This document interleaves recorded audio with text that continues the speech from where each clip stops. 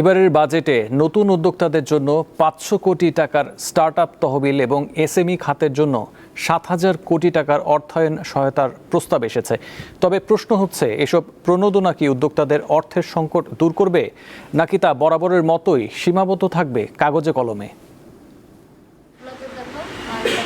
নতুন ব্যবসা শুরু করতে মূলধনের অভাব আর ব্যবসার পরিধি বাড়াতে সহজ শর্তে ঋণ না পাওয়া দেশের বেশিরভাগ স্টার্টআপ ও এসএমই উদ্যোক্তাদের অভিযোগ প্রায় একই। এসব চ্যালেঞ্জ মোকাবেলায় এবার বাজেটে স্টার্টআপ খাতের জন্য বিশেষ তহবিল, প্রযুক্তি নির্ভর উদ্যোক্তা তৈরি, কর সুবিধা এবং এসএমই উদ্যোক্তাদের জন্য বড় আকারের প্রণোদনা ও স্বল্প সুদের ঋণ সহায়তার প্রস্তাব করা হয়েছে। হিউস্টনে রকিং টেস্টি, সীমানা ছাড়াও নিজেকে হারাও। উদ্যোক্তারা বলছেন, সহজ শর্তে ঋণের কথা বলা হলেও ব্যাংকগুলোর কঠোর জামানত নীতির কারণে বাস্তবে ছোট উদ্যোক্তারা ঋণ পান না। প্রপার একটা গুড বাজেট এসে গেলে, যখন আসলে আমার 10 লাখ 20 লাখ টাকার অ্যাকচুয়ালি নিড নেই, তখন লোনটা দেওয়া হয় 20 লাখ টাকা থেকে। এই যে কিছু কিছু নোটেড জিনিস আছে যেগুলো এখানে শর্ত প্রযোজ্য, ছোটো করে যেরকম লেখা থাকে, ওই জিনিসগুলো আই থিঙ্ক আরও ক্লিয়ার আপ করা উচিত।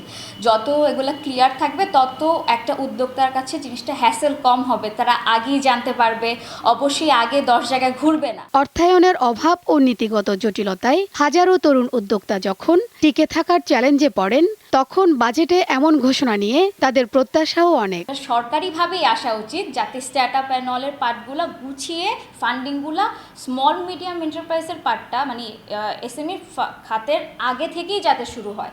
তাহলে আমাদের বাংলাদেশে অনেক সুন্দর সুন্দর আইডিয়া এবং অনেক সুন্দর সুন্দর উদ্যোগ আছে যেগুলো আসলে বিশ্বব্যাপী যাওয়ার মতন। যদি জেনজির কথাই যদি শুধু বলি, তাদেরকে এই জেনারেশনটাকে বলে না যে প্রপার ইউটিলাইজ করতে হবে, হাতছাড়া করা যাবে না, তাহলে কিন্তু তার দেশের বাইরে চলে যাবে।